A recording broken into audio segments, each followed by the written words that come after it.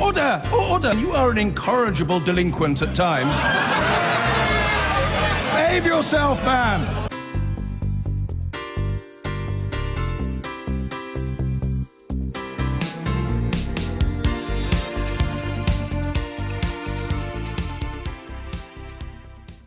Now, in the name of justice and the rule of law, the Polish president has blocked 2 out of 3 controversial judicial reforms which have sparked days of mass protests across the country.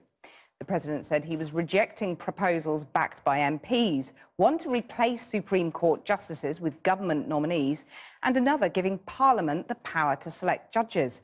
Protesters described the laws as a shift towards authoritarian rule, but there could still be room for a compromise, as Diana Magnay now reports.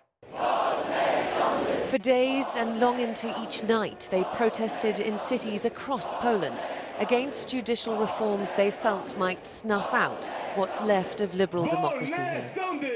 It's not a phrase the ruling Law and Justice Party have much truck with, certainly not party chairman Jarosław Kaczyński. But the man he cherry-picked for president last year, Andrzej Duda, just broke with party ranks. Poland badly needs reform of the judiciary, and I fully support this reform. But I support a smart reform, which will guarantee effective functioning of the judiciary and improve the sense of justice in Poland. As president, this is my decision and my responsibility, and I feel deeply in my soul that this reform will not raise the sense of security and justice. Cue an emergency meeting of the ruling party. No comments for the press, but expect the president, who till now has signed pretty much everything that's crossed his desk, to put his stamp on any new piece of legislation, likely some kind of compromise, on reforms his party say they have a mandate for. So far, the judges in Poland had no responsibility at all. We as members of the parliament can be, put on trial or lose our mandate, or just, people will vote and decide about our future. So we wanted to have very equal rights for everyone, for the member of the parliament, from the judge, and from the man on the street. Some on the street today felt their president hadn't gone far enough, blocking 2 pieces of legislation but not a third, which grants sweeping powers to the justice minister, including the right to appoint the heads of lower courts. We want 3 vetoes. This is what we're fighting for all courts to be free, independent from politicians. That's why he should veto 3 bills. Even if Duda signs just 1 bill, it is the end. We have an end to the separation of power in Poland. That's what the EU's worried about. European Council President and former Polish Prime Minister Donald Tusk warned last week of a black scenario that could ultimately lead to the marginalization of Poland in Europe. Tusk is from Poland's main liberal opposition party. He and the Kaczyński brothers, long-time political foes. After Lech was killed in a plane crash in 2010, Jarosław Kaczyński has frequently accused the opposition of being somehow involved. One of a myriad of conspiracy theories pushed by the populist right against liberals they say are aligned with the communist old guard. This evening, another demonstration outside the presidential palace by those whose notions of law and justice are entirely different from Kaczyński and his ruling parties. To thank President Duda for listening, to ask that he doesn't stop now.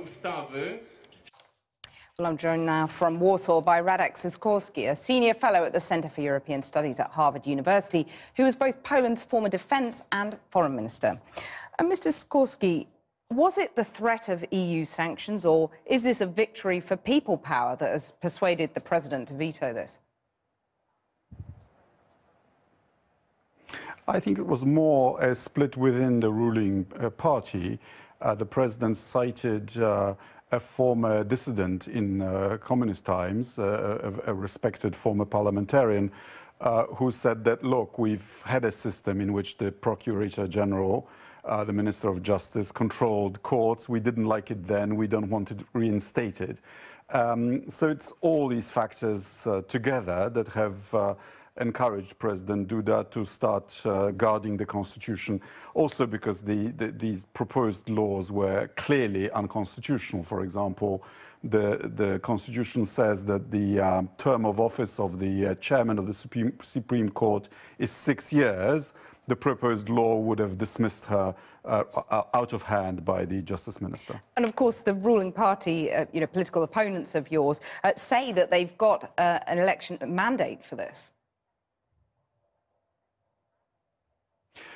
No, they don't. They won 38% of the vote, which normally doesn't even give you a parliamentary majority, and they certainly don't have a constitutional majority. And so they're trying to change the constitution by ordinary legislation. They started by packing the constitutional tribunal, and Poland doesn't have a system of actual effective law review. They then took over the public media, purged the civil service, the army, and NGOs and the media are probably next. So this was the last moment when the president could say, wait a second, this is going too far, and he's done it. And how big a test do you think this is for the EU more broadly? I mean, they have flexed their muscles on this, haven't they, with the threat of sanctions? It's tricky for the EU. I was in the room when we passed some of the regulations to do with review of the state of democracy. At the time, we were thinking of Hungary. I never thought it would affect my own country. EU's instruments are not very strong. It can suspend the voting rights. It can probably stop some of the cohesion payments. But we know that parties, leaders of an authoritarian bent are very skillful at using nationalist emotions against foreign pressure.